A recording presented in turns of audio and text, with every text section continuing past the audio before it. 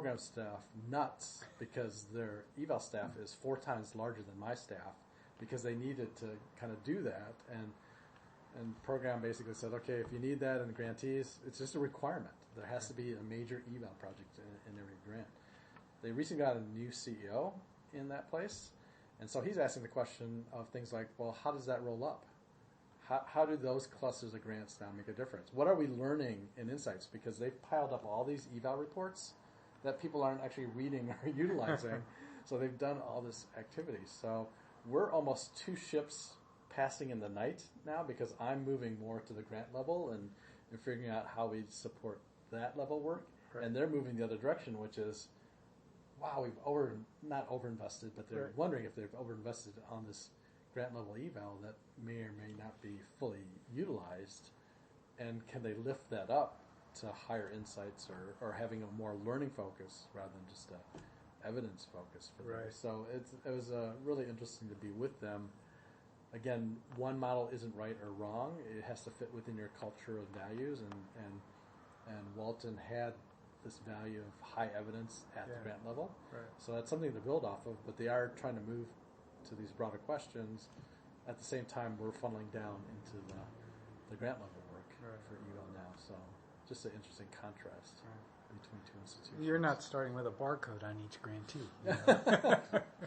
I mean, origins for cultures are important. You know? Yeah. When you think about somebody who's coming from an inventory control system. Mm-hmm. You know, so. Yep, I think that's right. And I mean, if I have more intangible contrasts, the huge privilege I have in this space is that with our leadership that comes from a more of an accounting finance background, they're comfortable with numbers, they value evaluation, they want that as part of the practice. So I never have to jump up and down saying, hey, I'm here, hey, I'm important, hey, include me. It's kind of expected, and leadership signals that by the meetings they attend or what they say, and where we're positioned. Like for me reporting to Paul, it signals where eval is in the place. Some of my other colleagues, the eval is a separate department. It may report into program or not. They're not as embedded, and so I am empathetic because I feel their frustration because they feel like they have so much to bring, but because of how they've been segmented away. As a separate function that's not integrated or tied into some of the things we've been talking about, they have much more of a difficult road to show value to the institution, and I think the foundation signals where they think eval should be by how they've put that in place. I didn't think that, for example, Christy and Paul attending quarterly evaluation updates, I didn't think of that as something that might be unique. Yeah, that's exactly right. Sit in the room. Yeah, and that says something to program staff when you have your 2 executive leaders that attend those meetings on that end. And what are those? I don't think I've heard of those. We run quarterly eval program meetings. These are 2-hour meetings once every quarter. And at these meetings, I usually highlight a program evaluation project that's ongoing and might not be one that's completed. Right. Remember you told me about that.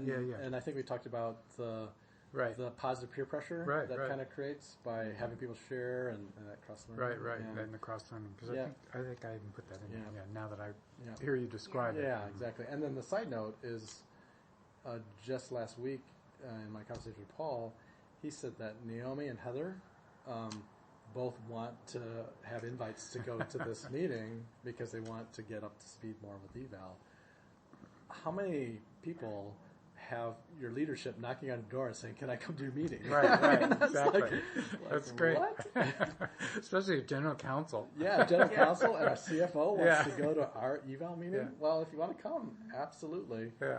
But that, I think, signals the tilling of the soil we've been trying to see. So even though we don't have the fruit of here are the 10 eval reports on our area, there's other indicators of, I think, how we've been able to build it into our culture and practice that are important. Just like, I think we did talk about this model, right, on this end.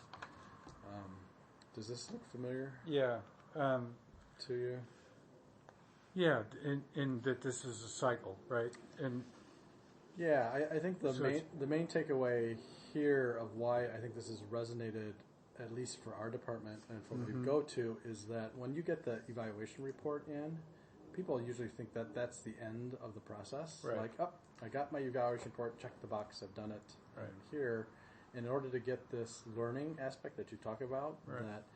that we have to actually, the cycle actually starts with the deliverable coming in. You actually have to pull your internal and external stakeholders together right. to discuss what's in the report right. in order to get to useful insights that will inform decisions right. that are in there. And because Stephanie's heard me say before too, people don't come to me and say, Ted, thank you so much for that report. That insight that you had on page 22 is actually what I need for a decision next right. Tuesday.